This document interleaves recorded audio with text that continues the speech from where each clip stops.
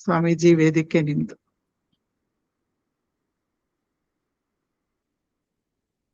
ವಾಗರ್ಥಾವಿವ ಸಂಪೃಕ್ತೌ ವಾಗರ್ಥ ಪ್ರತಿಪತ್ತಯೇ ಜಗತಃ ಪಿತರೌ ವಂದೇ ಪಾರ್ವತೀ ಪರಮೇಶ್ವರೌ. ಕಾಳಿದಾಸ ರಘುವಂಶದಲ್ಲಿ ಮೊದಲನೇ ಶ್ಲೋಕದಲ್ಲಿ ಹೀಗೆ ಹೇಳ್ತಾನೆ. ಈ ಶ್ಲೋಕ ಬಹಳ ಪ್ರಸಿದ್ಧ. ವಾಗ್ ಅಂದ್ರೆ ಶಬ್ದ, ಅರ್ಥ ಅಂದ್ರೆ ಶಬ್ದವು ಸೂಚಿಸುವಂತಹ ವಸ್ತು. ನಾವು ದನ ಅಂತೀವಿ, ಆದ್ರೆ ದನ ಅನ್ನುವಂತಹ ಒಂದು ಪ್ರಾಣಿ ಅಲ್ಲಿ ನಿಂತಿದೆ. ಅದನ್ನು ತೋರಿಸಿ ಯಾರೊಬ್ರಿಗೆ ಹೇಳ್ತೀವಿ, ನೋಡು ಅಲ್ಲೊಂದು ದನ ಇದೆ ಅಂತ. ಅವರು ಆ ಶಬ್ದ ಕೇಳಿದಾಗ ಒಂದು ಹೆಜ್ಜೆ ಹಾಕಿದಾಗ ಆಯ್ತು, ಆದ್ರೆ ಆ ದನ ಶಬ್ದ ಕೇಳಿದಾಗ ಅವರು ಎಲ್ಲಿ ಎಲ್ಲಿ ತೋರ್ತಾ ಇಲ್ವಲ್ಲ, ಎಲ್ಲಿ ದನ ಇದೆ? ದನ, cow and the actual animal cow, ಒಂದು ಶಬ್ದ, ಇನ್ನೊಂದು ಅರ್ಥ. ವಾಕ್ ಮತ್ತು ಅರ್ಥ ಒಟ್ಟಿಗೆ ಇರಬೇಕು. ಈ ನನ್ನ ಸಂಪೂರ್ಣ ಕಾವ್ಯದಲ್ಲಿ ನಾನು ಯಾವುದನ್ನ ಮನಸ್ಸಲ್ಲಿಟ್ಕೊಂಡು, ಯಾವ ಅರ್ಥವನ್ನ ಗಮನದಲ್ಲಿಟ್ಕೊಂಡು ಒಂದು ಶಬ್ದ ಪ್ರಯೋಗ ಮಾಡಿರ್ತೀನೋ, ಓದುಗರ ಮನಸ್ಸಲ್ಲಿ ಆ ಶಬ್ದ ಓದಿದಾಗ ಅದೇ ಅರ್ಥ ಮನಸ್ಸಲ್ಲಿ ಬರಬೇಕು ಅನ್ನುವ ರೀತಿ ಒಂದು ಪ್ರಾರ್ಥನೆಯನ್ನ ಕಾಳಿದಾಸ ಮಾಡ್ತಾನೆ. ಹೇಗೆ ಶಿವ ಮತ್ತು ಪಾರ್ವತಿಯವರು ಯಾವಾಗಲೂ ಒಟ್ಟಿರ್ತಾರೋ ಆ ರೀತಿಯಲ್ಲಿ ನನ್ನ ಈ ಕಾವ್ಯದಲ್ಲಿ ನಾನು ಉಪಯೋಗಿಸುವ ಶಬ್ದ ಮತ್ತು ನನ್ನ ಮನಸ್ಸಲ್ಲಿರುವ ಅರ್ಥ ಒಟ್ಟಿಗಿರಬೇಕು. ಆ ಶಬ್ದ ಓದುಗರಿಗೆ ತಲುಪಿದಾಗಲೂ ಕೂಡ ಅಲ್ಲಿ ಅದೇ ಅರ್ಥ ಅವರ ಮನಸ್ಸಲ್ಲಿ ಹೊರಹೊಮ್ಮಬೇಕು, ಬೇರೆ ಯಾವುದೋ ಅರ್ಥ ಅಲ್ಲ ಅನ್ನುವುದಾಗಿ ಜಗತಪ್ಪಿತರವು, ಜಗತ್ತಿನ ತಂದೆ ತಾಯಿಗಳಾದಂತಹ ಪಾರ್ವತಿ ಮತ್ತು ಪರಮೇಶ್ವರರನ್ನು ನಾನು ನಮಿಸುತ್ತೇನೆ ಅಂತ ಕಾಳಿದಾಸ ಹೇಳ್ತಾನೆ. ಭಕ್ತಿ ಮಾರ್ಗ ಆಗಲಿ, ಜ್ಞಾನ ಮಾರ್ಗ ಆಗಲಿ, ಅಥವಾ ಬೇರೆ ಯಾವ ಮಾರ್ಗವೇ ಆಗಲಿ, ಅಲ್ಲೆಲ್ಲ ಅದನ್ನ ನಾವು ಅರಿತುಕೊಳ್ಬೇಕಾದ್ರೆ, ಆ ಸಾಧನೆಯನ್ನ ತಿಳ್ಕೊಳ್ಬೇಕಾದ್ರೆ ಕೆಲವು ಶಬ್ದಗಳು ಪ್ರಯೋಗ ಆಗ್ತವೆ. ಆ ಶಬ್ದಗಳನ್ನು ಹೆಚ್ಚಿನ ಜನ ಮೇಲ್ಮೇಲಿನಿಂದ ಅರ್ಥೈಸ್ಕೊಳ್ಬಹುದು. ಆದ್ರೆ ಒಂದಿಷ್ಟು ಚಿತ್ತಶುದ್ಧಿ ಆದ ಬಳಿಕ, ಒಂದಿಷ್ಟು ಯಾರದ್ದಾರು ಮಾರ್ಗದರ್ಶನ ಪಡೆದ ಬಳಿಕ, ಸಂತರ ಸದ್ಗುರುಗಳ ಅನುಗ್ರಹ ಆದ ಬಳಿಕ ಒಬ್ಬ ಸಾಧಕನಿಗೆ ತಾನು ಉಪಯೋಗಿಸುವ ಶಬ್ದಗಳ ನಿಜವಾದ ಅರ್ಥ, ಒಳ ಅರ್ಥ, ಆಳವಾದ ಅರ್ಥ, ಮುಖ್ಯವಾದ ಅರ್ಥ ಗಮನಕ್ಕೆ ಬರುತ್ತೆ. ಆ ಒಂದು ಚೌಕಟ್ಟಿನಲ್ಲಿ ಇವತ್ತು ನಾವು ನಾಮಜಪವನ್ನ ಪರಿಶೀಲಿಸಲಿಕ್ಕೆ ಹೊರಟಿದ್ದೀವಿ.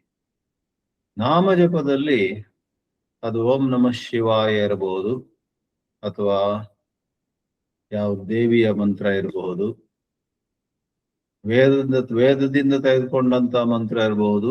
ಕಾತ್ಯಾಯನಾಯ ವಿದ್ಮಹೇ ಕನ್ಯಾಕುಮಾರಿ ಧೀಮಹಿ ತನ್ನೋ ದುರ್ಗಿ ಪ್ರಚೋದಯ ಅಂತ ದುರ್ಗಿಯನ್ನ, ಪಾರ್ವತಿಯನ್ನು ಧ್ಯಾನಿಸ್ತಿರ್ಬಹುದು. ಅಥವಾ ಗಣಪತಿಯನ್ನು, ಮಹಾವಿಷ್ಣುವನ್ನು, ಅದೆಷ್ಟೋ ಗಾಯತ್ರಿ ಮಂತ್ರಗಳಿವೆ ನೋಡಿ. ನಾರಾಯಣಾಯ ವಿದ್ಮಹೇ ವಾಸುದೇವಾಯ ಧೀಮಹಿ ತನ್ನೋ ವಿಷ್ಣು ಪ್ರಚೋದಯ, ತತ್ಪುರುಷಾಯ ವಿದ್ಮಹೇ ಮಹಾದೇವಾಯ ಧೀಮಹಿ ತನ್ನೋ ರುದ್ರ ಪ್ರಚೋದಯ. ಮತ್ತು ಎಲ್ಲರಿಗೂ ಗೊತ್ತಿರುವ ಹಾಗೆ ಗಾಯತ್ರಿ, ಸವಿತ್ರ ಗಾಯತ್ರಿ ಇದ್ದೇ ಇದೆ. ಓಂ ತತ್ಸವಿತುರ್ವರೇಣ್ಯಂ ಭರ್ಗೋ ದೇವಸ್ಯ ಧೀಮಹಿ ಧಿಯೋ ಯೋ ನ ಪ್ರಚೋದಯ ಅಂತ, ಪ್ರಚೋದಯಾತ್. ಎಲ್ಲ ಕಡೆಯಲ್ಲೂ ಬೇರೆ ಬೇರೆ ಮಂತ್ರಗಳಲ್ಲಿ ಇನ್ನು ಕೆಲವು ಬೀಜ ಮಂತ್ರಗಳಿರ್ತವೆ, ಹ್ರೀಂ ಕ್ಲೀಂ ಇತ್ಯಾದಿಯಾಗಿ. ಅಥವಾ ಎಲ್ಲಾ ಮಂತ್ರಗಳಿಗೂ ಕೂಡ ಹೆಚ್ಚಿನದಾದ ಅವೆಲ್ಲವುಗಳ ಮೇಲಿರುವಂತಹದ್ದು ಪ್ರಣವ, ಓಂಕಾರ ಅಂತಲೇ ತಿಳಿದವರು ಹೇಳ್ತಾರೆ. ಪ್ರಣವ ಪ್ರಕರ್ಷೇಣ ನೂಯತೆ ಸ್ತೂಯತೆ ಅನೇನ ಇತಿ ಪ್ರಣವ. ಆ ಓಂಕಾರದ ಮೂಲಕ ಭಗವಂತನನ್ನ ಸೂಚಿಸುವ ರೀತಿ ಬೇರೆ ಯಾವ ಮಂತ್ರವು ಮಾಡಲಾರದು ಅಂತ ಪ್ರಣವವನ್ನ ಹೊಗಳಿದ್ದಾರೆ. ಆದ್ರೆ ಆ ಪ್ರಣವವನ್ನು ಮಾಡ್ಲಿಕ್ಕೆ ಬೇಕಾದಂತಹ ಅರ್ಹತೆ, ಯೋಗ್ಯತೆ, ಸಿದ್ಧತೆ ಎಲ್ಲರಿಗೂ ಇರ್ಲಿಕ್ಕಿಲ್ಲ. ಆದ್ರಿಂದ ಹೆಚ್ಚು ಪ್ರಚಲಿತವಾಗಿರುವಂತವು ಬೇರೆ ಎಷ್ಟೋ ಮಂತ್ರಗಳು. ಮಂತ್ರಗಳನ್ನೇ ಅಥವಾ ಸರಳವಾದ ಭಾಷೆಯಲ್ಲಿ ನಾಮೋಚ್ಚಾರಣೆ ಅಂತ ಹೇಳಿ, ಈಗ ವಾಣಿ ಮತ್ತೆ ವಾಸುದೇವ್ ಒಂದು ಭಜನೆಯನ್ನು ಹಾಡ್ತಾ ಇದ್ರು, ಅದರಲ್ಲಿಯೂ ಕೂಡ ಭಜನೆಯನ್ನು ಹಾಡುವಂತಹದ್ದು, ಹರಿಯ ಕೀರ್ತನೆಯನ್ನು ಮಾಡುವಂತಹದ್ದು, ಹರಿಯಾಗ್ಲಿ ಶಿವನಾಗ್ಲಿ ಆ ದೇವರ ಹೆಸರನ್ನ ಮತ್ತೆ ಮತ್ತೆ ಉಚ್ಚರಿಸುವುದೇ ಬಹಳಷ್ಟು ನಮಗೆ ಚಿತ್ತಶುದ್ಧಿಯನ್ನು, ಆಮೇಲೆ ಮುಂದೆ ಹೋದಂತೆ ಆತ್ಮಜ್ಞಾನವನ್ನು ಕೊಡ್ತವೆ ಅಂತ ಹೇಳಲಾಗಿದೆ. ಆ ಪ್ರಕಾರವಾದಂತ ಒಂದು ಬೋಧನೆಯನ್ನ ಇವತ್ತು ನಾವು ಸ್ವಲ್ಪ ವಿಸ್ತರಿಸಿ ಹೇಳಲಿಕ್ಕೆ ಹೊರಟಿದ್ದೇವೆ. ಬೇರೆ ಬೇರೆ ಕಡೆಯಲ್ಲಿ ಬೇರೆ ಬೇರೆ ಸಂತರು ಬೇರೆ ಬೇರೆ ಆದಂತ ಸಾಧನೆಗಳನ್ನ ಹೇಳ್ತಾರೆ. ಕಳೆದ ಶತಮಾನದಲ್ಲಿ ಪಪ್ಪ ಸ್ವಾಮಿ ರಾಮದಾಸರು ಅಂತ ಕೇರಳದ ಕಾಸರಗೋಡು ಜಿಲ್ಲೆಯಲ್ಲಿ ಕಾಂಜಂಗಾಡ್ ಅನ್ನುವಂತಹ ಊರಲ್ಲಿ ಆಶ್ರಮವನ್ನು ಕಟ್ಟಿ ಅಲ್ಲಿ ನಾಮಜಪಕ್ಕೆ ವಿಶೇಷವಾದ ಮಹತ್ವವನ್ನು ಕೊಟ್ಟರು. ಅವರಿಗೆ ಸ್ವತಃ ಆತ್ಮ ಸಾಕ್ಷಾತ್ಕಾರ ಆಗಿದ್ದೇ ಯಾವುದೋ ಎಲ್ಲೋ ಹೋಗಿ ವೇದಾಂತ ಆಶ್ರಮದಲ್ಲಿ ಉಪನಿಷತ್ತು ಓದಿ ಅಲ್ಲ, ಆದ್ರೆ ಅವರಿಗೆ ಅವರ ತಂದೆಯೇ ಕೊಟ್ಟಂತಹ ಓಂ ಶ್ರೀರಾಮ್ ಜಯ ರಾಮ್ ಜಯ ಜಯ ರಾಮ್ ಅಂತ, ಸರಿಯಾಗಿ ಹೇಳ್ಬೇಕಾದ್ರೆ ತಂದೆಯವರು ಕೊಟ್ಟದ್ರಲ್ಲಿ ಓಂ ಇರ್ಲಿಲ್ವಂತೆ, ಶ್ರೀರಾಮ್ ಜಯ ರಾಮ್ ಜಯ ಜಯ ರಾಮ್ ತಂದೆಯವರು ಕೊಟ್ಟದ್ದು. ಇವರು ಓಂ ಅಂತ ಸೇರಿಸ್ಕೊಂಡು 14 ಉಚ್ಚಾರಾಂಶಗಳಿರುವಂತಹ ಓಂ ಶ್ರೀರಾಮ ಜಯ ರಾಮ ಜಯ ಜಯ ರಾಮ ಅನ್ನ ತಕೊಂಡು ಅದನ್ನ ಬಹಳ ಸಮರ್ಪಣ ಭಾವದಿಂದ, ಭಕ್ತಿಯಿಂದ, ಶ್ರದ್ಧೆಯಿಂದ ಧ್ಯಾನಿಸುತ್ತಾ ಜಪಿಸುತ್ತಾ ಎಂತೆಂಥ ಪರಿಸ್ಥಿತಿಗಳಲ್ಲೆಲ್ಲ ಓಂ ಶ್ರೀರಾಮ್ ಜಯ ರಾಮ್ ಜಯ ಜಯ ರಾಮ್ ಅನ್ನೋದನ್ನೇ ಗಟ್ಟಿಯಾಗಿ ಹಿಡಿದುಕೊಂಡು ಅವರಲ್ಲಿರುವಂತಹ ಜೀವಭಾವವೇ ಹೊರಟೋಯ್ತಂತೆ. ಅವರಿಗೆ ಆತ್ಮ ಸಾಕ್ಷಾತ್ಕಾರ, ಬ್ರಹ್ಮ ಸಾಕ್ಷಾತ್ಕಾರವಾಯಿತು ಅಂತ ನಾವು ನಂಬ್ತೀವಿ. ಆ ಪ್ರಕಾರವಾಗಿ ಅವರು ನಂತರ ಅವರು ತಮ್ಮ ಆಶ್ರಮದಲ್ಲಿ ಬಂದವರೆಲ್ಲರಿಗೂ ಕೂಡ ಓಂ ಶ್ರೀರಾಮ್ ಜಯ ರಾಮ್ ಜಯ ಜಯ ಜಯ ರಾಮ್ ಅಂತ ಮಂತ್ರವನ್ನ ಉಪದೇಶಿಸಿದರು.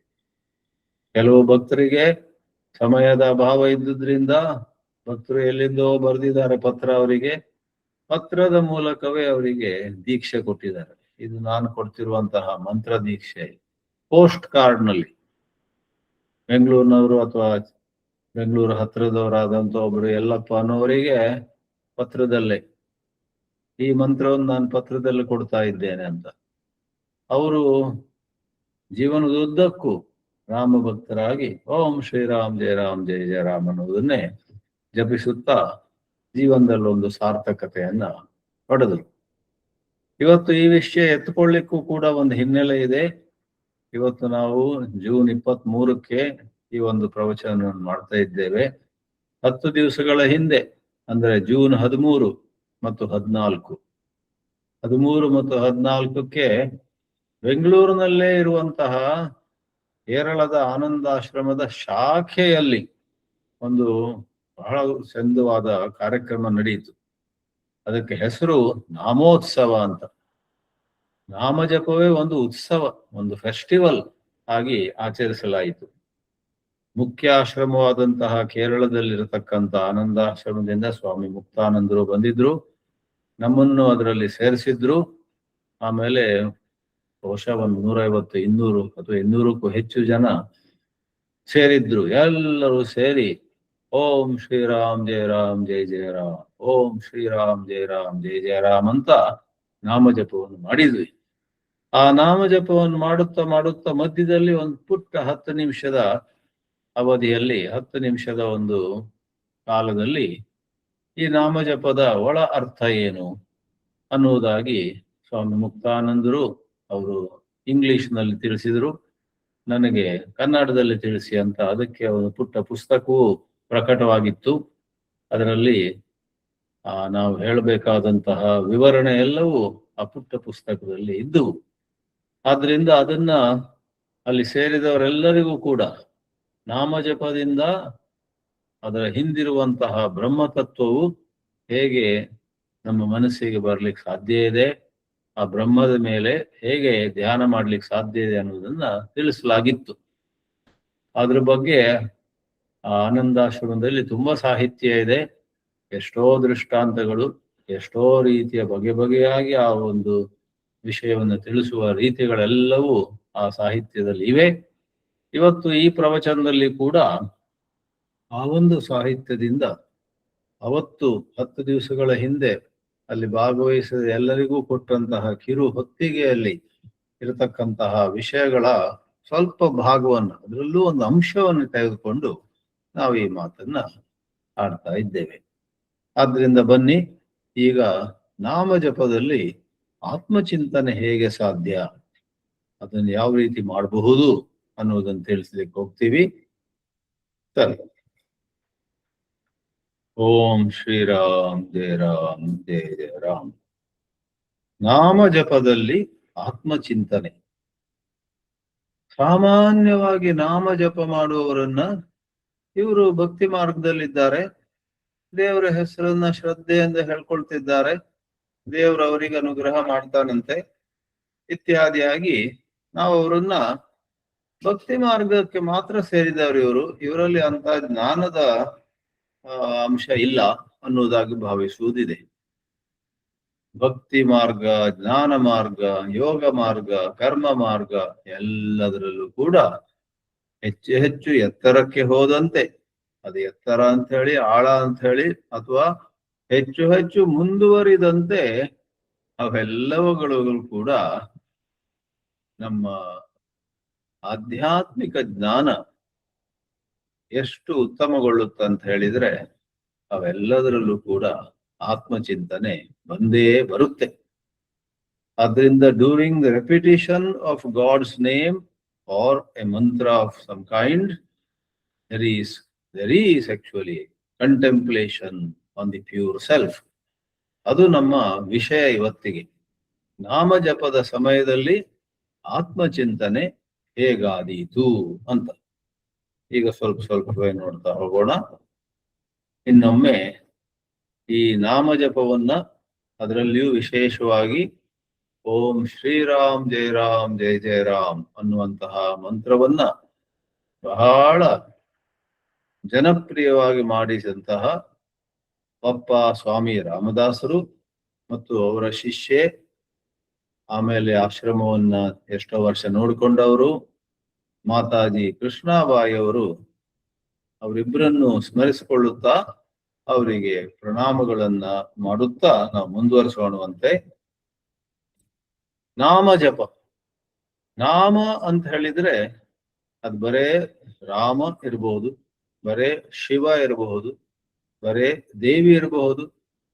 ನಮ್ಮ ಸನಾತನ ಧರ್ಮದಲ್ಲಿ ನಮಗೆ ಎಷ್ಟು ಬೇರೆ ಬೇರೆ ಆಯ್ಕೆಗಳನ್ನು ಕೊಟ್ಟಿದ್ದಾರೆ ಅಂತ ಹೇಳಿದ್ರೆ, ಆ ನಾಮ ಅನ್ನುವಂತಹದ್ದು ಗುರುವಿನ ನಾಮವೂ ಇರಬಹುದು. ನಾನು ಎಷ್ಟೋ ಕಡೆಯಲ್ಲಿ ಶ್ರೀಧರ ಸ್ವಾಮಿಗಳ ಭಕ್ತರನ್ನು ಭೇಟಿ ಆಗ್ತೀನಿ. ಅವರೆಲ್ಲ ಶ್ರೀಧರ ಶ್ರೀಧರ ಶ್ರೀಧರ ಅಂತ ತಮ್ಮ ಗುರುಗಳ ಹೆಸರನ್ನೇ ಜಪಿಸ್ತಿರ್ತಾರೆ. ಇದು ಕೆಲವರಿಗೆ ವಿಚಿತ್ರವಾಗಿ ತೋರ್ಬಹುದು. ಏನು ಎಷ್ಟೋ ದೇವರುಗಳಪ್ಪ, ಎಷ್ಟೋ ಹೆಸರುಗಳು, ಇವ್ರದ್ದೇನು ಒಂದೇ ಒಂದಿಲ್ಲ ಅಂತ. ಆಕ್ಚುಲಿ ಎಲ್ಲ ಒಂದೇ. ಆ ನಾಮ ಅನ್ನುವಂತಹದ್ದು ತೋರಿಸುವಂತಹ ಸತ್ಯ ಒಂದೇ. ಸನಾತನ ಧರ್ಮದಲ್ಲಿ ನಿಜವಾಗಿಯೂ ಕೂಡ ಹಲವಾರು ದೇವರುಗಳು, ಹಲವಾರು ಮೇಲಿನ ಶಕ್ತಿಗಳು ಅಂತಿಲ್ಲ. ಒಂದೇ ಒಂದು ಶಕ್ತಿ, ಅದು ಹಲವಾರು ರೂಪಗಳಲ್ಲಿ ತೋರಿ ಬರುವಂತಹದ್ದು. ಒಂದೇ ಒಂದು ವಿದ್ಯುತ್ತು ಯಾವ ರೀತಿಯಲ್ಲಿ ದೀಪದಲ್ಲಿಯೂ, ಗಾಳಿಯನ್ನು ಕೊಡುವಂತಹ ಫ್ಯಾನ್ನಲ್ಲಿಯೂ, ತಂಪನ್ನು ಕೊಡುವಂತಹ ರೆಫ್ರಿಜಿರೇಟರ್ನಲ್ಲೂ ಮತ್ತು ಸಾವಿರಾರು ಬೇರೆ ವಿದ್ಯುತ್ ಉಪಕರಣಗಳಲ್ಲಿಯೂ ಒಂದೇ ಒಂದು ವಿದ್ಯುತ್ತು ಪ್ರವಹಿಸುತ್ತಾ ಅದೆಲ್ಲಾ ರೀತಿಯಲ್ಲೂ ತನ್ನನ್ನು ತಾನು ಅಭಿವ್ಯಕ್ತಗೊಳಿಸುತ್ತೋ, ಪ್ರಕಟ ಮಾಡಿಕೊಳ್ಳುತ್ತೋ, ಆ ಪ್ರಕಾರವಾಗಿ ಒಂದೇ ಒಂದು ಭಗವಂತ ರಾಮನಾಗಿ, ಕೃಷ್ಣನಾಗಿ, ಶಿವನಾಗಿ, ದೇವಿಯಾಗಿ, ಗಣೇಶನಾಗಿ, ಹನುಮಂತನಾಗಿ ಇತ್ಯಾದಿಯಾಗಿ ಬರುವುದರಲ್ಲಿ ಹಿಂದೂಗಳಿಗೆ, ಭಾರತೀಯ ಸಂಸ್ಕೃತಿಯಲ್ಲಿ ಬೆಳೆದವರಿಗೆ ಯಾವ ಕಷ್ಟವೂ ಇಲ್ಲ. ಅದು ಸರಿಯಾಗಿ ವಿಚಾರ ಮಾಡಿದರೆ ಒಂದು ಬಹಳ ವಿಶಾಲವಾದ ದೃಷ್ಟಿ. ಮೂಢನಂಬಿಕೆಯೂ ಅಲ್ಲ ಅಥವಾ ಬಾಲಿಶತನವೂ ಅಲ್ಲ. It is not childish to accept so many forms of God. On the contrary, it is a very high, mature thinking where the mind is introduced to so many possibilities of one truth without restricting that truth to some limited view. ನಾಮ ಜಪ ಅಂದ್ರೆ ಮತ್ತೆ ಮತ್ತೆ ಉಚ್ಚರಿಸುವಂತಹದ್ದು. ಓಂ ನಮಃ ಶಿವಾಯ, ಓಂ ನಮಃ ಶಿವಾಯ ಅಂತ ಜಪಿಸುತ್ತಾ ಹೋಗುವಂತಹದ್ದು. ನಾಮ ಅಂತ ಹೇಳಿದ್ರೆ ಹೆಸರು. ನಾಮ ಅಂದ್ರೆ ಹೆಸರು, name, NAME of English and NAMA of Sanskrita, for that matter Kannada, are the same. ನಾಮ, ನಾಮದಿಂದ ನಾವು ಹೊರಡ್ತೇವೆ. ಓಂ ಶ್ರೀರಾಮ್ ಜಯ ರಾಮ್ ಜಯ ಜಯ ರಾಮ್ ಅಂತ. ಇಲ್ಲಿ ಒಂದು ಚಿತ್ರ ತೋರಿಸಿದ್ದೀವಿ. ಅದರಲ್ಲಿ ಯಾರೋ ಒಬ್ರು ಜಪಮಾಲೆಯನ್ನು ಹಿಡ್ಕೊಂಡು ನಾಮ ಜಪ ಮಾಡ್ತಿರೋ ಹಾಗೆ ತೋರಿದೆ. ಜಪಮಾಲೆ ಇದ್ರೆ ಒಳ್ಳೇದು, ಅದು ಇಲ್ಲದಿದ್ರು ಕೂಡ ಎಷ್ಟೋ ಜನರಿಗೆ ಏನ್ ತೊಂದರೆ ಇಲ್ಲ. ಅವ್ರವರಿಗೆ ಯಾವ್ದು ಅನುಕೂಲವೋ ಆ ಪ್ರಕಾರವಾಗಿ. ಎಷ್ಟೋ ಮಂದಿಗೆ ಒಂದು ಜಪಮಾಲ ಇದ್ರೆ ಹೆಚ್ಚಿನ ಏಕಾಗ್ರತೆ ಸಿಗುತ್ತೆ ಅಂತ ನಾವು ಕೇಳ್ತೀವಿ. ಇನ್ನು ಕೆಲವರಿಗೆ ಅದೇನ್ ಬೇಕಾಗುವುದಿಲ್ಲ. ನಾಮದಿಂದ ಹೊರಡ್ತೇವೆ. ಈಗ ಇನ್ನೊಂದು ಶಬ್ದವನ್ನ ಪರಿಚಯಿಸೋಣ. ನಾಮಿ. ನಾಮಿ ಅಂದ್ರೇನು?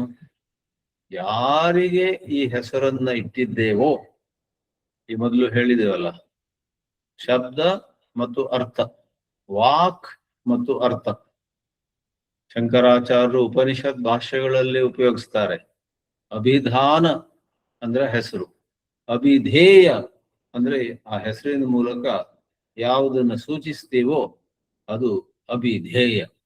ಅಭಿಧಾನ ಅಭಿಧೇಯ ಯೋಹೋ ಮಧ್ಯೆ.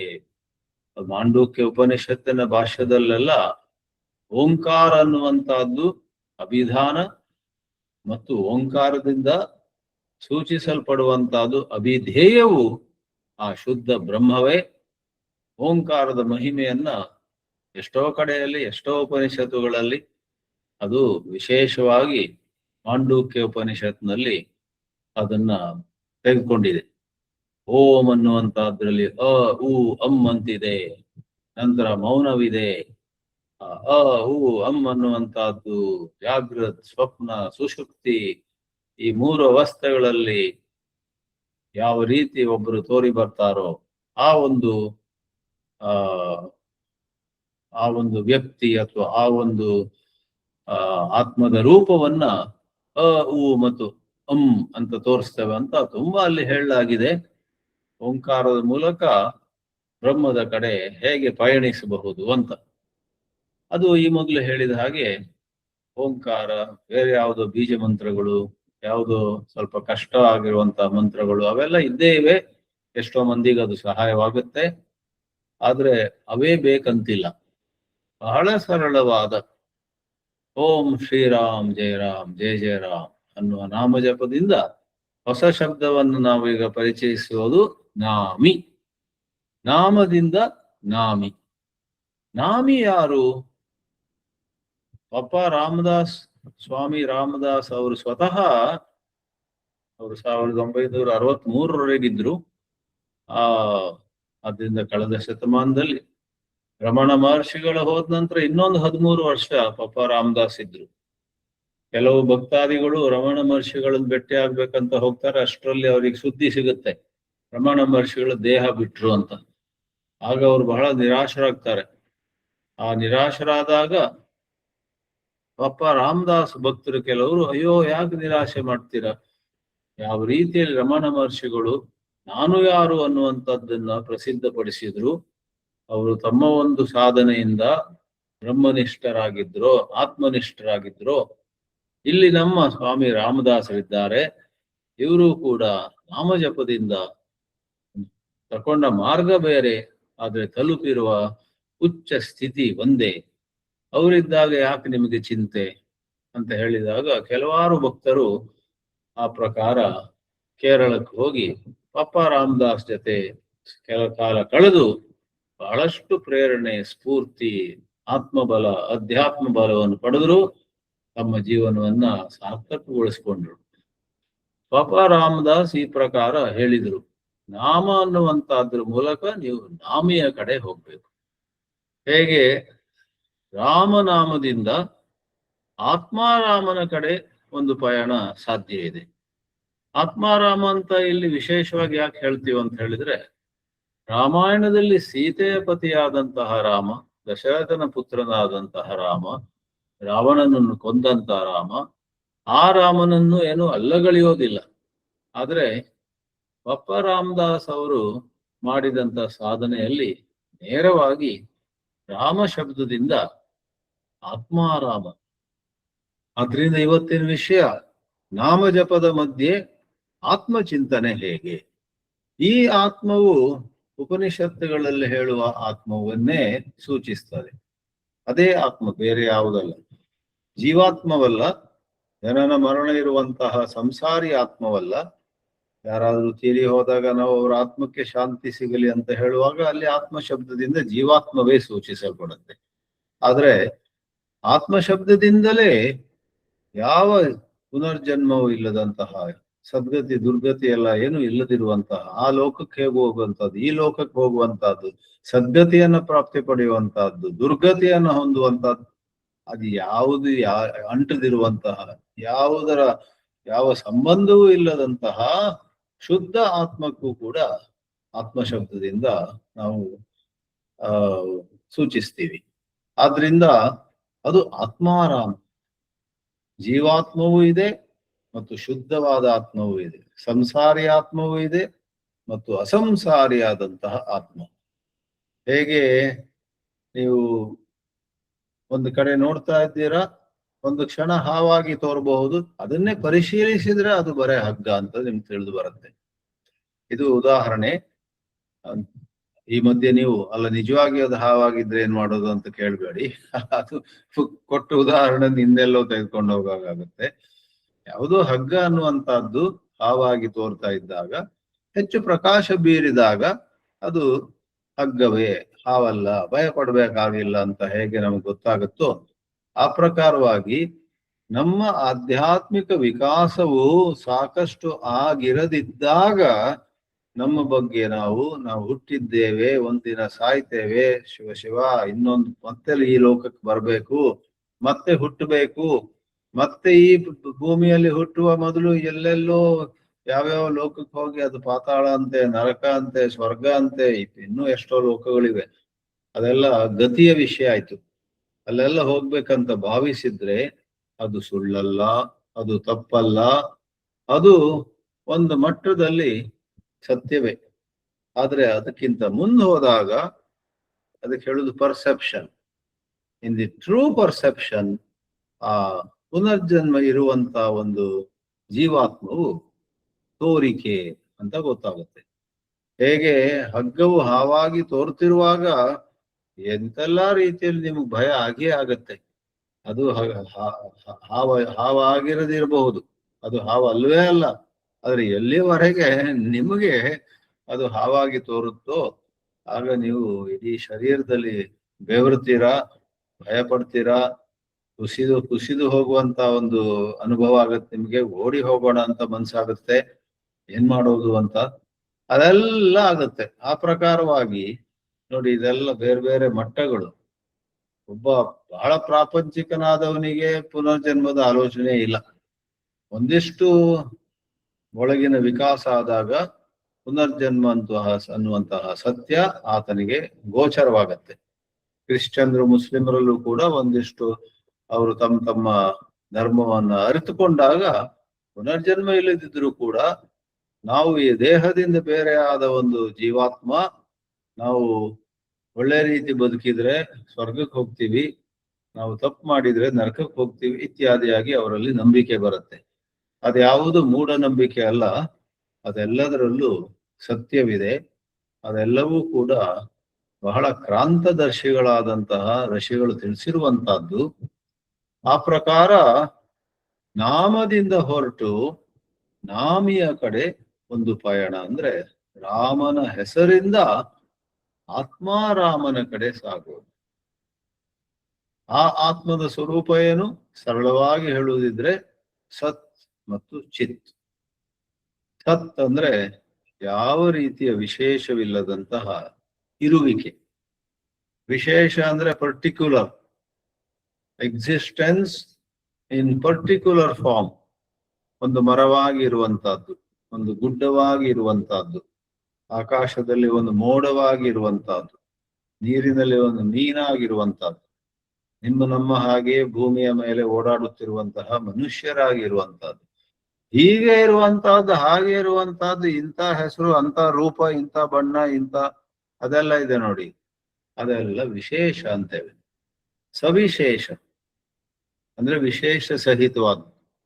ನಿರ್ವಿಶೇಷ ಸತ್, ನಿರ್ವಿಶೇಷ ಸತ್ತ ಅಂತ ಸಂಸ್ಕೃತದಲ್ಲಿ, ಹಿಂದಿಯಲ್ಲಿ ಹೇಳ್ತಾರೆ.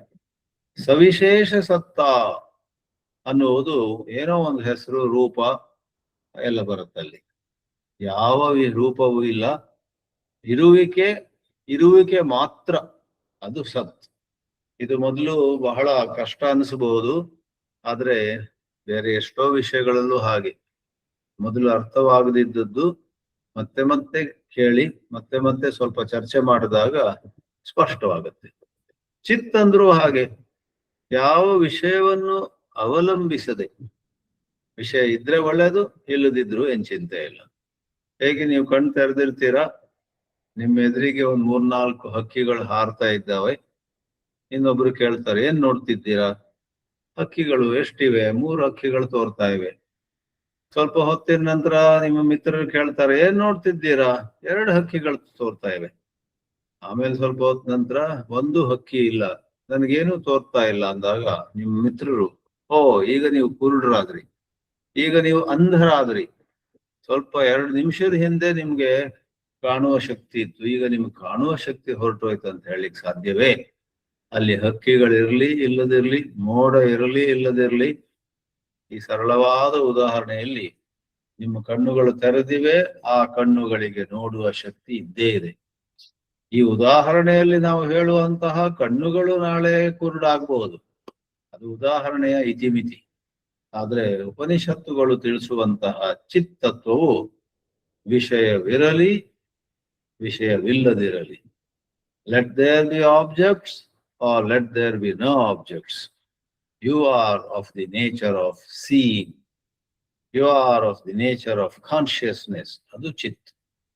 ಯಾವಾಗ ನಾವು ಯಾವ ಆಧ್ಯಾತ್ಮಿಕ ಸಾಧನೆಯಿಂದ ನಮ್ಮ ಸ್ವರೂಪವಾದಂತಹ ಸತ್ ಅನ್ನುವುದರಲ್ಲಿ, ಚಿತ್ ಅನ್ನುವುದರಲ್ಲಿ ನೆಲೆ ನಿಲ್ತೀವೋ, ಆವಾಗ ನಾವು ದೊಡ್ಡವರು ಚಿಕ್ಕವರು, ಬುದ್ಧಿವಂತರು ದಡ್ಡರು, ಶ್ರೀಮಂತರು ಬಡವರು, ನೋಡೋಕ್ ಚಂದ ಇರುವವರು, ನೋಡೋಕ್ ಏನು ಸೊಗಸಾಗಿ ಇಲ್ದವರು ಇತ್ಯಾದಿಯಾಗಿ ಸಾವಿರಾರು ನಮ್ಮನ್ನು ನಾವು ವರ್ಣಿಸ್ಕೊಳ್ತೀವಿ ನೋಡಿ.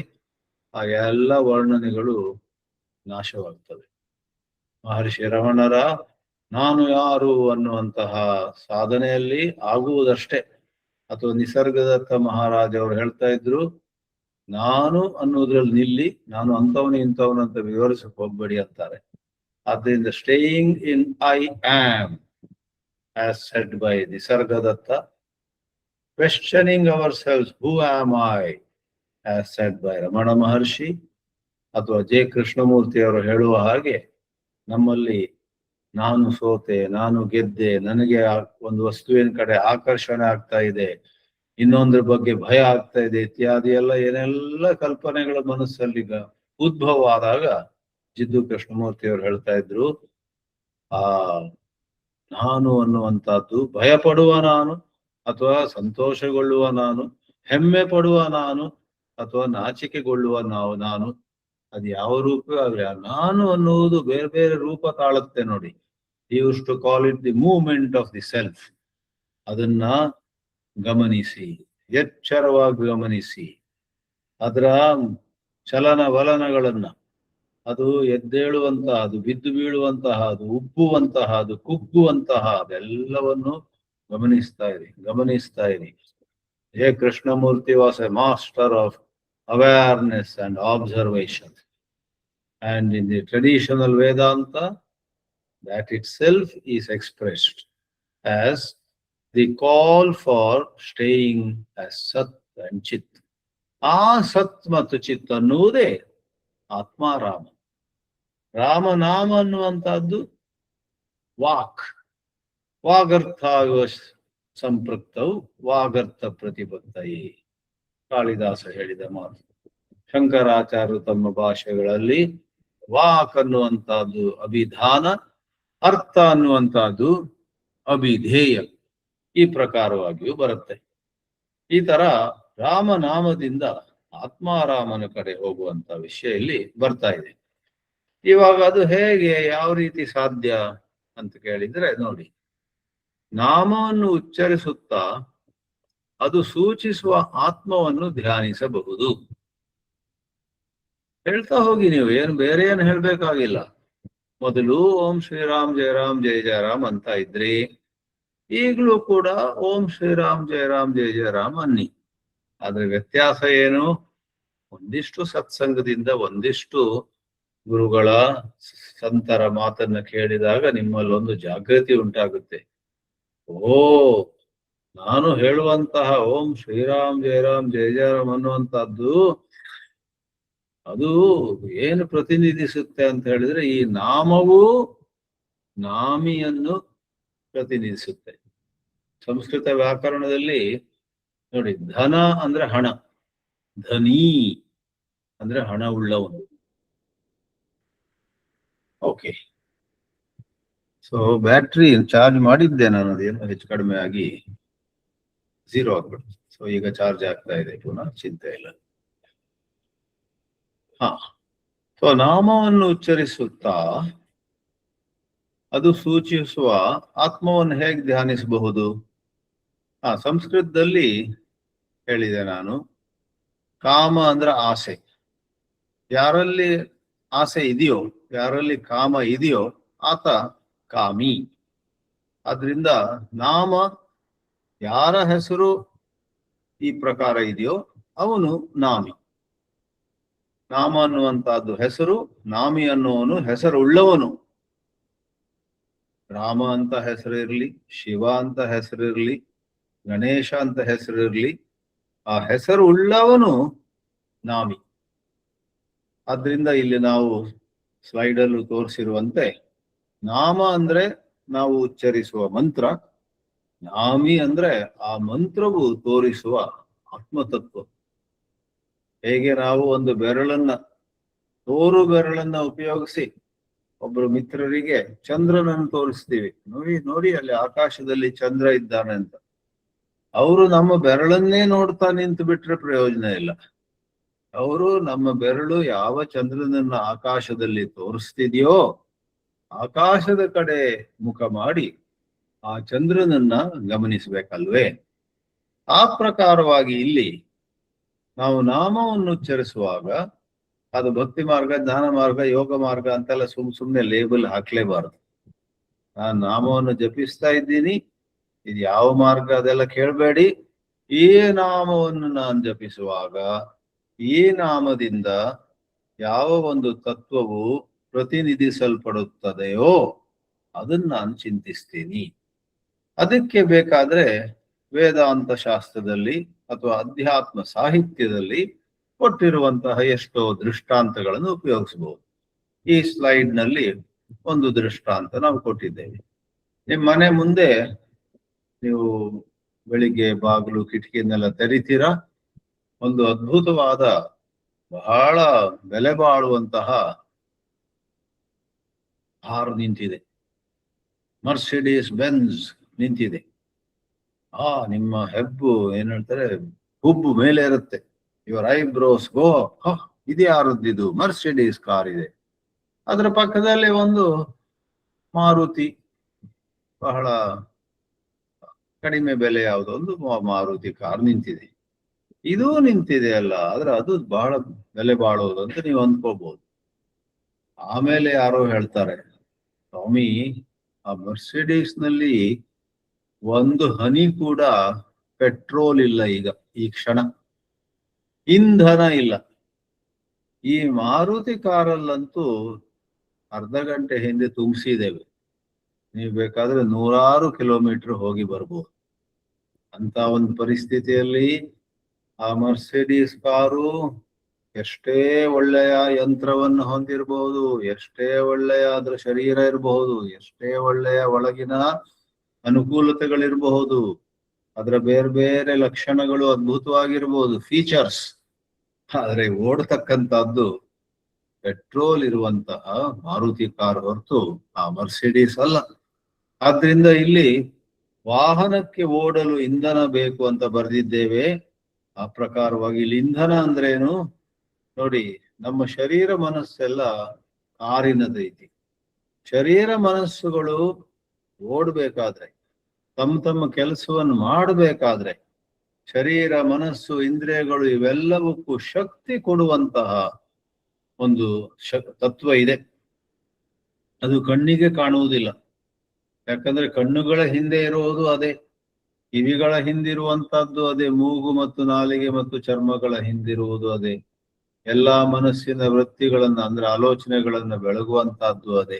ಇದೆಲ್ಲ ಒಂದ್ ಸ್ವಲ್ಪ ವೇದಾಂತ ಓದಿದ್ರೆ ಬರುತ್ತೆ.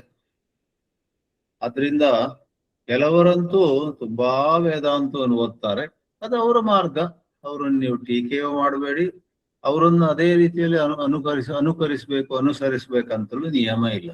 ಒಬ್ಬೊಬ್ರದ್ದು ಒಂದೊಂದು ರೀತಿಯಲ್ಲಿ ಮಾರ್ಗ ಇರುತ್ತೆ. ಆದ್ರೆ ಯಾವುದೇ ಮಾರ್ಗವಾಗಲಿ ಕೊನೆಯಲ್ಲಿ ವೇದಾಂತದ ಕೆಲವು ಸಾರಭೂತವಾದ ತತ್ವಗಳು ಅಲ್ಲಿ ಪ್ರವೇಶ ಮಾಡಬೇಕಾಗತ್ತೆ. ಇಲ್ವಾದ್ರೆ ಯಾವ್ದಾವ್ದು ಸಿದ್ಧಿಗಳು ನಿಮಗೆ ಬರ್ಬೋದು, ಯಾವ್ದಾವ್ದು ರೀತಿಯ ಬೇರೆ ಲಾಭಗಳು ಬರ್ಬೋದು. ನೀವು ನೀರಿನ ಮೇಲೆ ನಡೀತೀರ ಬಹುಶಃ, ಆಕಾಶದಲ್ಲಿ ಹಾರಿ ಹೋಗ್ತೀರ ಬಹುಶಃ, ಆದ್ರೆ ಮುಕ್ತಿ, ದುಃಖದಿಂದ ಸಂಪೂರ್ಣವಾದ ಬಿಡುಗಡೆ ನಿಮ್ಗೆ ಸಿಗೋದಿಲ್ಲ. ಆ ದುಃಖದಿಂದ ಸಂಪೂರ್ಣ ಬಿಡುಗಡೆ ಬೇಕಿದ್ರೆ ಆತ್ಮಚಿಂತನ ಬೇಕು. ಆ ಆತ್ಮ ಅಂದ್ರೆ ಏನು ಅನ್ನುವಂತಹದ್ದು ವೇದಾಂತದಲ್ಲಿ ಹೇಳಿರುವ ಮಾತುಗಳಿಂದ ತಿಳ್ಕೊಳ್ಬಹುದು. ಹೇಗೆ ಶರೀರ ಮನಸ್ಸುಗಳಿಗೆ ಶಕ್ತಿ ಕೊಡಬೇಕಾದ್ರೆ ಒಳಗಿಂದ ಒಂದು ಆತ್ಮತತ್ವ ಬೇಕೋ, ಅದೇ ನಾಮಿಯಾಗಿರುತ್ತೋ, ಹೇಗೆ ವಾಹನಕ್ಕೆ ಅದು ಓಡಬೇಕಾದ್ರೆ ಇಂಧನ ಬೇಕೋ, ಆ ರೀತಿಯಲ್ಲಿ ನಾಮ ಜಪಿಸುವಾಗ ಈ ನಾಮವು ಆ ಸತ್ಯವನ್ನ ನನ್ನ ಕಣ್ಣು ಮುಂದೆ ತರ್ತಾ ಇದೆ. ಯಾವ ಸತ್ಯದಿಂದ ಈ ನಾಮೋಚ್ಚಾರಣೆ ಕೂಡ, ನಾಮ ಜಪವೂ ಕೂಡ ಆಗ್ತಾ ಇದೆಯೋ ಆ ಸತ್ಯವನ್ನ, ಆ ಸತ್ಯದ ಕಡೆ ನನ್ನ ಮನಸ್ಸು ಹೋಗ್ಲಿ ಅಂತ. ಅದ್ರಿಂದ ರಮಣ ಮಹರ್ಷಿಗಳು ಯಾರೋ ಒಬ್ರು ಕೇಳಿದ್ರಂತೆ, ದೇವ್ರನ್ನ ತೋರಿಸ್ತೀರಾ ಅಂತ. ಬಹಳ ಸುಲಭ, ಈಗ್ಲೇ ತೋರಿಸ್ತೀನಿ ಅಂತ ಹೇಳಿ ಅವರು ತಮ್ಮ ಕೈಯನ್ನೆತ್ತಿ ಒಂದ್ ಬೆರಳನ್ನ ಹೀಗೆ ಅಲ್ಲಾಡಿಸ್ತಾರಂತೆ. ಇದೇನ್ ನೀವು ಬೆರಳು ಅಲ್ಲಾಡಿಸಿದ್ರೆ ದೇವ್ರನ್ನ ತೋರಿಸ್ತೀರ? ಈ ಬೆರಳು ಅಲ್ಲಾಡುವುದ್ರ ಹಿಂದಿರ್ತಕ್ಕಂಥ ಶಕ್ತಿಯೇ ದೇವರು. ಮನಸ್ಸು ತನ್ನ ಕೆಲಸ ಮಾಡುವುದ್ರ ಹಿಂದೆ ಇರತಕ್ಕಂಥದ್ದೇ ದೇವರು. ಬೇಕಾದ್ರೆ ಉಪನಿಷತ್ತು ಓದಿ, ದೇವರು ಅನ್ನೋದ್ರ ನಿಜವಾದ ಅರ್ಥ ಆ ಮಟ್ಟಕ್ಕೆ ಹೋಗುತ್ತೆ.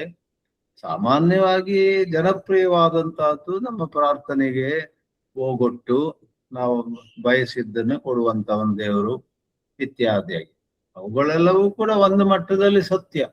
ಆದ್ರೆ ಅವುಗಳಿಗಿಂತ 1000 ಪಟ್ಟು ಹೆಚ್ಚು ಸತ್ಯವಾಗಿರುವಂತಹದ್ದು ಜಗತ್ತಿನಲ್ಲಾಗುವ ಎಲ್ಲಾ ಆಗು ಹೋಗುಗಳಿಗೂ ಕೂಡ ಶಕ್ತಿಯನ್ನು ಕೊಡುವಂತಹ ತತ್ವ ಅಂತ.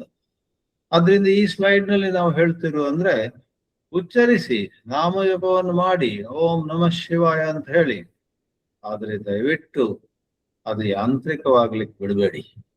ಆ ಓಂ ನಮಃ ಶಿವ ಅನ್ನುವಾಗ ಶಿವನಿಂದಲೇ ಈ ಜಪವೂ ಸಾಗ್ತಾ ಇದೆ, ಶಿವನಿಂದಲೇ ನಾನು ಆಲೋಚಿಸ್ಲಿಕ್ಕಾಗ್ತಾ ಇದೆ. ನನಗೆ ಏನೆಲ್ಲ ಭಾವನೆಗಳು ಬರುವಂತಹದ್ದು ಆ ಶಿವನ ಆಧಾರದಿಂದ. ಶಿವನೇ ಎಲ್ಲದಕ್ಕೂ ಆಶ್ರಯ. ಆದ್ರಿಂದ ಆ ಶಿವನನ್ನು ನಾನು ಜ್ಞಾಪಿಸ್ಕೊಳ್ತಿದ್ದೀನಿ ಅಂತ ಹೇಳುತ್ತಾ ಓಂ ನಮಃ ಶಿವಾಯ ಅನ್ಬೇಕು. ಆದ್ರಿಂದ ಶಿವ ಅನ್ನುವ ಶಬ್ದವನ್ನು ಹೇಳಿದ್ರು ಕೂಡ ಆಗೋಲ್ಲ. ಶಿವ ಅಂದ್ರೆ ಯಾರು, ಅವನ ಮಹಿಮೆ ಏನು, ಅವನು ಅಲ್ಪವೋ ಅನಂತವೋ, ಅವನು ಬರೇ ಈ ಶರೀರದಲ್ಲಿ ಆ ಶರೀರದಲ್ಲಿ ಇರ್ತಕ್ಕವನೋ ಅಥವಾ ಎಲ್ಲಾ ಶರೀರಗಳಲ್ಲೂ ವ್ಯಾಪಿಸಿರುವವನೋ ಇತ್ಯಾದಿಯಾಗಿ ವಿಚಾರಿಸ್ಕೊಂಡು ಅಂತಹ ಸರ್ವವ್ಯಾಪಿಯಾದಂತಹ ಶಿವನನ್ನ ನಾನು ಈ ಓಂ ನಮಃ ಶಿವಾಯ ಹೇಳುವ ಮೂಲಕ ಜ್ಞಾಪಿಸ್ಕೊಳ್ತೀನಿ, ಸ್ಮರಿಸ್ತೀನಿ ಅಂತ ಹೊರಟ್ರೆ ಆಗ ನಾಮ ಜಪದಲ್ಲಿ ನೀವು ಆತ್ಮಚಿಂತನೆ ಮಾಡಿದ ಹಾಗೆ ಆಗುತ್ತೆ. ಇನ್ನೆರಡು ದೃಷ್ಟಾಂತಗಳನ್ನು ಕೊಡೋಣವಂತೆ. ನಾವು ಜಪಿಸುವ ನಾಮ ಇದೇನೋ ನಾಮ ಅಲ್ಪವಾದದ್ದು, ಲಿಮಿಟೆಡ್, ಫೈನೈಟ್ ಅಂತ ಭಾವಿಸ್ಬೇಡಿ. It seems to be limited, ಅಲ್ಪವಾಗಿ ಸೀಮಿತವಾಗಿ ತೋರುತ್ತೆ, ಆದ್ರೆ ಅದು ನಮ್ಮನ್ನ ಅನಂತಕ್ಕೆ ಕೊಂಡೊಯ್ಯುತ್ತೆ. ಅನಂತಕ್ಕೆ ನಮ್ಮನ್ನ ಕೊಂಡೊಯ್ಯುವಂತಹ ಶಕ್ತಿ ಈ ನಾಮಕ್ಕೆ ಇದೆ. ಇದು ಹೇಗಂತ ಹೇಳಿದ್ರೆ, ನಾಮವೂ ಹೌದು 3-4 ಶಬ್ದಗಳು. ಓಂ ಶ್ರೀರಾಮ್ ಜಯ ರಾಮ್ ಜಯ ಜಯ ರಾಮ್ ಅನ್ನೋದ್ರಲ್ಲಿ 14 ಉಚ್ಚಾರಾಂಶಗಳಿವೆ, 14 ಸಿಲೆಬಲ್ಸ್ ಅಂತ ಹೇಳ್ತೇವೆ. ಇರ್ಲಿ, ಅದು ಅಲ್ಪ ಸರಿ. ಆದ್ರೆ ಆ ಅಲ್ಪವಾದದ್ದನ್ನ ಉಪಯೋಗಿಸ್ಕೊಂಡು ಅದನ್ನು ಒಂದು ದ್ವಾರವಾಗಿ ಮಾಡಿಕೊಂಡು ನಾವು ಅನಂತಕ್ಕೆ ನಮ್ಮ ಮನಸ್ಸನ್ನು ಎತ್ಕೊಂಡು ಹೋಗ್ಬೋದು. ಆಗ ಮನಸ್ಸಾಗಿ ಉಳಿಯುವುದಿಲ್ಲ, ಮನಸ್ಸು ಅದೃಶ್ಯವಾಗುತ್ತೆ. ಮನಸಃ ಅಮನೀಭಾವ ಅಂತ ಮಾಂಡುಕ್ಯ ಕಾರಿಕಾದಲ್ಲಿ ಬರುತ್ತೆ. ಮನಸ್ಸು ಮನಸ್ಸಾಗಿ ಉಳಿಯದೇ ಇರುವಂತಹದ್ದು. Mind becomes no mind, mind loses its boundaries, the mind loses its limitations etcetera. All this is said. ಒಂದು ಹಾರ ಇದೆ, ಅದರಲ್ಲಿ ಹಾರದಲ್ಲಿ ಒಂದು ನೂಲು, ಒಂದು ಥ್ರೆಡ್, ಒಂದು ಸೂತ್ರ ಅಂತ ಸಂಸ್ಕೃತದಲ್ಲಿ ಹೇಳ್ತೇವೆ. ಆ ದಾರದಲ್ಲಿ ಬೇರೆ ಬೇರೆ ಪ್ರಕಾಶಮಾನವಾದಂತಹ ಮಣಿಗಳು ಪೋಣಿಸಲಾಗಿವೆ. ಆ ಮಣಿಗಳೆಲ್ಲ ಬೆಳಕನ್ನು ಕೊಡ್ತಾ ಇವೆ. ಆ ಮಣಿಗಳೆಲ್ಲವೂ ತಮ್ಮ ತಮ್ಮ ಸ್ಥಾನದಲ್ಲಿರೋದು ಹೇಗೆ ಸಾಧ್ಯ? ಅವುಗಳ ಮೂಲಕ ಒಂದು ದಾರ ಹೋಗಿರುತ್ತೆ. ಆ ದಾರವು ಮೌನದಿಂದ ಎಲ್ಲ ಮಣಿಗಳನ್ನ, ಆ ಮಣಿಗಳ ಹಲವಾರು ರೂಪಗಳನ್ನ, ಕೆಲವು ಮಣಿಗಳು ದೊಡ್ಡವು, ಕೆಲವು ಮಣಿಗಳು ಚಿಕ್ಕವು, ಕೆಲವು ಮಣಿಗಳು ನೀಲಿ, ಕೆಲವು ಮಣಿಗಳು ಕೆಂಪು, ಈ ಪ್ರಕಾರವಾಗಿ ವೈವಿಧ್ಯಮಯವಾದಂತಹ ಎಲ್ಲಾ ಮಣಿಗಳನ್ನು ಆಧರಿಸಿರುವಂತಹ ದಾರವು ಇಲ್ಲಿ ಕೊಟ್ಟಿರುವಂತಹ ದೃಷ್ಟಾಂತ. ಆ ರೀತಿಯಲ್ಲಿ ನಾನು ಈ ರಾಮನಾಮವನ್ನು ಹೇಳ್ತಿರುವಾಗ ನಾಮದ ಹಿಂದೆ ಒಬ್ಬ ನಾಮಿ ಇದ್ದಾನೆ. ಈ ನಾಮಿಯು ನನ್ನಲ್ಲಿ ಮಾತ್ರ ಇರುವವನಲ್ಲ, ಸಕಲ ಚರಾಚರಗಳಲ್ಲಿ ಇರುವವನು ಅಂತ ಭಾವಿಸುತ್ತಾ ನಮ್ಮ ಮನಸ್ಸನ್ನ ಆ ನಾಮಿಯ ಕಡೆ ಕೊಂಡೊಯ್ಯಬೇಕು. ಆಗ ನಾಮ ಜಪದಲ್ಲಿ ಆತ್ಮಚಿಂತನೆ ಆಗುತ್ತೆ. ಇವಾಗ ಕೊನೆಯ ಸ್ಲೈಡ್ನಲ್ಲಿ ಮತ್ತೊಂದು ದೃಷ್ಟಾಂತ ಅಂದ್ರೆ illustration. Through the illustration something is illustrated. ದೃಷ್ಟಾಂತದಿಂದ ಯಾವುದೋ ಒಂದು ಸನ್ನಿವೇಶವನ್ನ, ಯಾವುದೋ ಒಂದು ಎತ್ತರದ ಸತ್ಯವನ್ನ, ಯಾವುದೋ ಒಂದು ಸೂಕ್ಷ್ಮವನ್ನ ನಾವು ತೋರಿಸ್ತೀವಿ. ಯಾವುದನ್ನು ತೋರಿಸ್ತೀವೋ ಅದು ದಾರ್ಷ್ಟಾಂತಿಕ. ದೃಷ್ಟಾಂತದ ಮೂಲಕ ದಾರ್ಷ್ಟಾಂತಿಕದ ಕಡೆ ಹೋಗ್ತೀವಿ. ನಾಮಜಪವು ಆತ್ಮ ಸಮರ್ಪಣೆಗೆ ಉತ್ತಮವಾದ ವಿಧಾನ ಅನ್ನುವುದನ್ನ ಮನಸ್ಸಲ್ಲಿಟ್ಕೊಂಡು ನೀವು ನಾಮಜಪ ಮಾಡ್ಬೋದು. ಇಲ್ಲಿ ಕೊಟ್ಟಿರುವಂತಹ 2-3 ದೃಷ್ಟಾಂತಗಳಲ್ಲಿ ಸುತ್ತಿ ಬಳಸಿ ಒಂದೇ ತತ್ವ, ಆದ್ರೆ ಬೇರೆ ಬೇರೆ ಭಾಷೆಯಲ್ಲಿ ಏನು ಹೇಳಲಾಗ್ತದಂದ್ರೆ, ಅಂತೂ ನಾಮಜಪದ ಮೂಲಕ ನಮ್ಮ ಚಿಂತೆಗಳು, ವ್ಯಥೆಗಳು, ಭಯ ಇವೆಲ್ಲ ಬಿಡಿ. ಯಾರಿಗೆ ಆ ಚಿಂತೆ ಇದೆಯೋ, ಯಾರಿಗೆ ಆ ಭಯ ಇದೆಯೋ, ಯಾರಿಗೆ ಆ ವ್ಯಥೆ ಇದೆಯೋ, ಆ ಜೀವಭಾವವೇ ಸಮರ್ಪಣೆ ಆಗುತ್ತೆ. ಜೀವಾತ್ಮವನ್ನ ಪರಮಾತ್ಮಕ್ಕೆ ಸಮರ್ಪಿಸುವಂತಹ ಸಾಧನೆ ಈ ನಾಮಜಪ ಆಗ್ಲಿಕ್ಕೆ ಸಾಧ್ಯ ಇದೆ. ಇದಕ್ಕೆ ಏನ್ ದೃಷ್ಟಾಂತ ಕೊಟ್ಟಿದ್ದೀವಿ ಅಂತ ಹೇಳಿದ್ರೆ, ಒಬ್ಬ ಮಾಸ್ಟರ್ ಇರ್ತಾನೆ. ಈ ಪ್ರಪಂಚಕ್ಕೆ, ಈ ಸಂಪೂರ್ಣ ವಿಶ್ವಕ್ಕೆ ದೇವರನ್ನುವನು is the master. And the master has a master plan. ನಮ್ಮಲ್ಲಿ ಶಬ್ದ ಇದೆಯಲ್ಲ, master plan. Master has a master plan. ನಮ್ಮದೆಲ್ಲ ಸಣ್ಣ ಸಣ್ಣ ಪ್ಲಾನ್ಗಳು ಯಾವ ಲೆಕ್ಕಕ್ಕೂ ಇಲ್ಲ. ನಾವೇನೋ ಪ್ಲಾನ್ ಮಾಡ್ತೀವಿ, ಕೊನೆಗೆ ಆಗೋದು ಆ ದೇವ್ರ ಇಚ್ಛೆ ಇದ್ದ ಹಾಗೆ. ಈ ಒಂದು the master plan of the master. ಮಹಾಪ್ರಭುವಿನ ಮಹಾಯೋಜನೆಯ ಬಗ್ಗೆ ಕೊಟ್ಟಿರುವ ದೃಷ್ಟಾಂತ ಏನಂತ ಹೇಳಿದ್ರೆ, ಒಂದು ಉತ್ತಮವಾದ ಚಲನಚಿತ್ರ ಮೂವಿ, ಅದರಲ್ಲಿ ನಟ ನಟಿಯರು, ಆಕ್ಟರ್ಸ್, ಆಕ್ಟ್ರೆಸಸ್, ಈಗಂತೂ ಆಕ್ಟ್ರೆಸ್ಸಿಗೂ ಕೂಡ ಆಕ್ಟರ್ ಅಂತಲೇ ಹೇಳುವ ವಾಡಿಕೆ ಬಂದಿದೆ. ಹಿಂದಿನ ಕಾಲದಲ್ಲಿ ಅದು ಹೆಂಗಸಾಗಿದ್ರೆ ಆಕ್ಟ್ರೆಸ್ ಅಂತ ಹೇಳ್ತಿದ್ರು.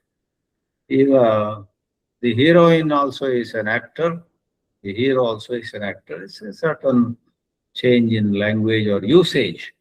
ಚಲನಚಿತ್ರದ ನಟ ನಟಿಯರು ಏನೇನೋ ರೀತಿಯಲ್ಲಿ ನಟಿಸ್ತಾರೆ, ಆದ್ರೆ ಗೊತ್ತಲ್ಲ ನಮ್ಗೆ ಅವರೆಲ್ಲ ನಟಿಸೋದು ತಮ್ಮ ಮನಸ್ಸಿಗೆ ಬಂದಾಗಲ್ಲ.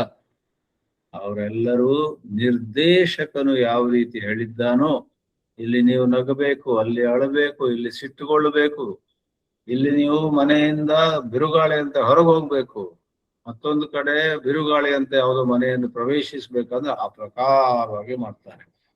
ಅದೇ ರೀತಿಯಲ್ಲಿ ನಿಮ್ಮಲ್ಲಿ, ನಮ್ಮಲ್ಲಿ, ಪ್ರತಿಯೊಬ್ಬರಲ್ಲೂ ಕೂಡ ಒಳಗೊಬ್ಬ ದೇವರಿದ್ದಾನೆ.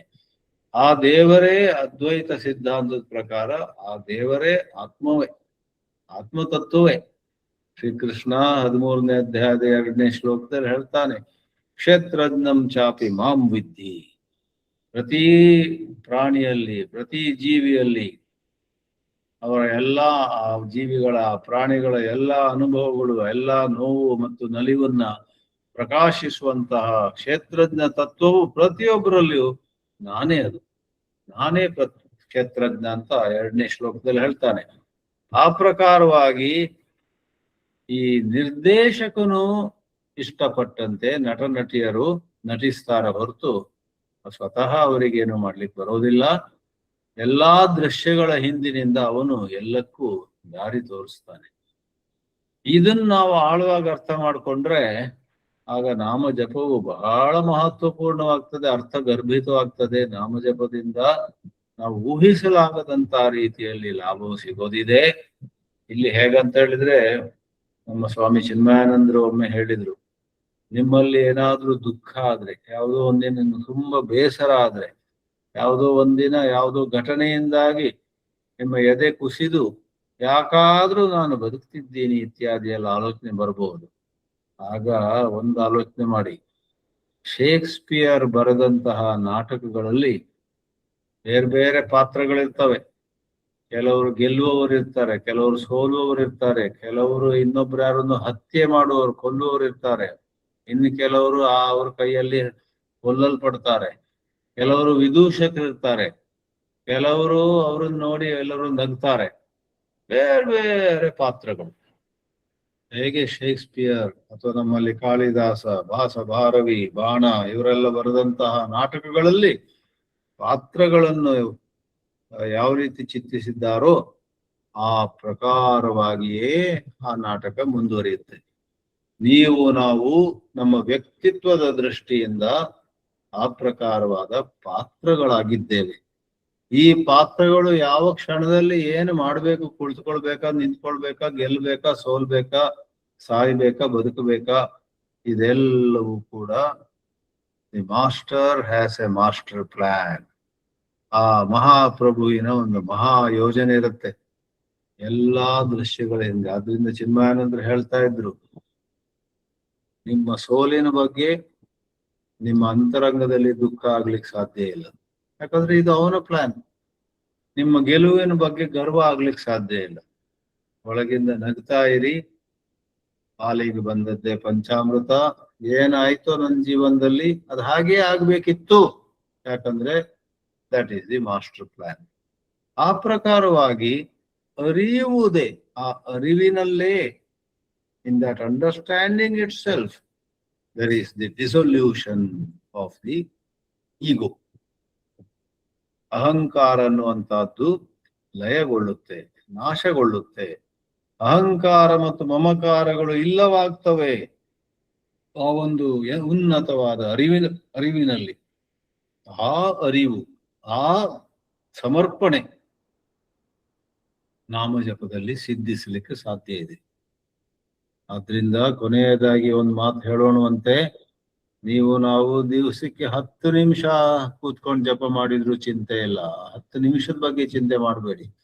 ಆದ್ರೆ ಆ 10 ನಿಮಿಷ ಇಂತಹ ಕೆಲವು ವಿಚಾರಗಳನ್ನ ಮನಸ್ಸಿಗೆ ತಂದ್ಕೊಂಡು ಪೂರ್ಣ ಭಕ್ತಿಯಿಂದ, ಪೂರ್ಣ ಶ್ರದ್ಧೆಯಿಂದ ಓಂ ಶ್ರೀರಾಮ್ ಜಯ ರಾಮ್ ಜಯ ರಾಮ್ ಅಂತ ಹೇಳುವಾಗ ಆ ದೇವರನ್ನು ಅವನು ನೀವು ಮಾಡುತ್ತಿರುವ ಜಪವನ್ನು ಪ್ರತಿ ಶಬ್ದವನ್ನು ಕೂಡ ಆಲಿಸ್ತಾ ಇದ್ದಾನೆ. ನೀವು ಆ ದೇವರಿಗೆ ನಿಮ್ಮನ್ನ 100ಕ್ಕೆ 100 ಸಮರ್ಪಣೆ ಮಾಡ್ಕೊಳ್ತಾ ಇದ್ದೀರಾ ಅಂತ ಭಾವಿಸುತ್ತಾ, ಅದು ಬರೇ ಭಾವಿಸುವುದು, ಊಹಿಸುವುದು, ಬರೇ ಇಮ್ಯಾಜಿನ್ ಮಾಡುವುದಲ್ಲ. ಅದು ಎಷ್ಟೋ ಮಹಾತ್ಮರು, ಎಷ್ಟೋ ಅದ್ಭುತವಾದ ಶಾಸ್ತ್ರಗಳು ಸಿದ್ಧಪಡಿಸಿರುವಂತಹ, ಸಾಬೀತುಪಡಿಸಿರುವಂತಹ verified, confirmed truth it is. ಆ ಸತ್ಯದ ಜೊತೆ ನೀವು ಇದ್ದು ಆ ಸತ್ಯವನ್ನು ಮನಸ್ಸಿಗೆ ತಂದುಕೊಂಡು ದಿವಸಕ್ಕೆ 10 ನಿಮಿಷ ಆದ್ರೂ ಚಿಂತೆ ಇಲ್ಲ, ಒಳ್ಳೆ ಹೃತ್ಪೂರ್ವಕವಾಗಿ, ಭಾವದಿಂದ, ಭಾವನಾಪೂರ್ವಕವಾಗಿ, ಭಾವಪೂರ್ವಕವಾಗಿ ಸಮರ್ಪಣೆ ಮಾಡಿಕೊಂಡ್ರೆ ಆಗ ಆ ಆತ್ಮಚಿಂತನವು ತನ್ನ ಪರಾಕಾಷ್ಠೆಗೆ ಹೋಗಿ ಶುದ್ಧ ಅಸಂಸಾರಿ ಆತ್ಮವೇ ಬೆಳಗುತ್ತೆ. ಈ ಮತ್ತೆ ಹುಟ್ಟುವ, ಮತ್ತೆ ಸಾಯುವ ರೋಗ ರುಜಿನಗಳು, ವೃದ್ಧಾಪ್ಯ, ಇವುಗಳಿಗೆಲ್ಲ ಸಿಲುಕಿ ಹಾಕಿಕೊಳ್ಳುವಂತಹ ಆ ಜೀವಾತ್ಮ, ಆ ಸಂಸಾರಿ ಆತ್ಮ, ಅದು ಕಣ್ಮರೆ ಆಗುತ್ತೆ. ಯಾಕಂದ್ರೆ ಆ ಜೀವಾತ್ಮ ಅನ್ನುವಂತಹದ್ದು ಹಾವಿಗೆ ಸಮಾನ. ಆ ಹಾವು ನಿಜವಾಗಿಯೂ ಇಲ್ಲ. ಹಾವಿನ ಸ್ಥಳದಲ್ಲಿ ಸತ್ಯವಾಗಿ ಇರುವಂತಹ ಹಗ್ಗವು ಆ ಶುದ್ಧ ಅಸಂಸಾರಿ ಆತ್ಮವನ್ನು ಪ್ರತಿನಿಧಿಸುತ್ತೆ ದೃಷ್ಟಾಂತದಲ್ಲಿ. ಈ ಪ್ರಕಾರ ಮಿತ್ರರೇ, ಕೆಲವು ಉದಾಹರಣೆಗಳು, ಕೆಲವು ವೇದಾಂತ ವಿಚಾರಗಳು, ಇವನ್ನೆಲ್ಲ ಒಟ್ಟಿಗೆ ತಂದು ನಾಮಜಪ ಅನ್ನುವಂತಹದ್ದು ಆತ್ಮಚಿಂತನೆಗೆ ಬಲು ಉತ್ತಮವಾದ ಸಾಧನೆ. ಒಂದಿಷ್ಟು ವೇದಾಂತ ಓದ್ಕೊಳ್ಳಿ, ಮತ್ತೆ ನಾಮ ಜಪದ ಮೂಲಕ ಆ ವೇದಾಂತ ಚಿಂತನೆಗೆ ನೀವು ಏರಬಹುದು ಅಂತ ಹೇಳ್ಬಹುದು. ಓಂ ಶ್ರೀ ಗುರುಭ್ಯೋ ನಮಃ. ಪಪ್ಪ ರಾಮದಾಸ್ ಅವರಿಗೆ, ಮಾತಾ ಕೃಷ್ಣಾಬಾಯಿ ಅವರಿಗೆ, ಸ್ವಾಮಿ ಸಚ್ಚಿದಾನಂದ ಸ್ವಾಮಿಗಳು, ಸ್ವಾಮಿ ಮುಕ್ತಾನಂದರು, ಅವರೆಲ್ಲರಿಗೂ ನಾವು ಪ್ರಣಾಮ ಮಾಡೋಣ, ನಮಸ್ಕಾರ ಮಾಡೋಣ. ಹರಿ ಓಂ.